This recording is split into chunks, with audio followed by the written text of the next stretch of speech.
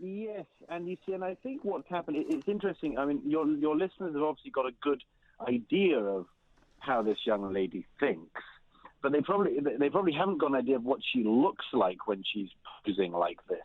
She, in this video, is wearing a black beret, and the men with her are wearing black berets. She's wearing a tight-fitting black top with chains and a black Ray-Bans, and she wants to look like a militia leader, and she wants her people with her to look like hard-trained troops, ready to take on the establishment and the police and much more. And I think that this is, to a great extent, play acting.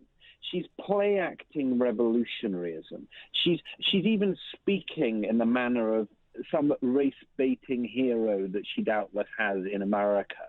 And everything about the way she presents herself and the way she and her friends speak and present themselves is as people who actually want to play act as revolutionaries. They're disappointed that this is such a fair country. They're disappointed that the police in Britain are a fair constabulary who police by consent with the citizenry. They want to present this country of ours as something that it just obviously is not. And your listeners may be amused if they get round to watching the video of this to see that among other things in this tawdry and pathetic display is a young white woman standing to the left of our revolutionary Che Guevara and guerrilla leader, who looks ever so slightly nervous when her militia leader invites everyone to do the Black Power salute. And this sort of young, white, ginger-haired girl, for a moment, has a flicker in her eyes, and maybe I've fallen in with the wrong crowd that my mummy warned me about.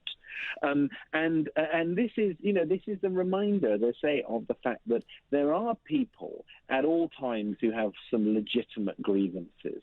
And then there are people who want to play act as revolutionaries. And then, and this is the one to watch out for, there are always some who are willing to take the play acting a stage further. And I hope that the radical left in the UK, which has many supporters in the Labour Party, among other places, remembers that when they lie about this country, and when this young woman just mentioned David Lammy and said he's tokenistic.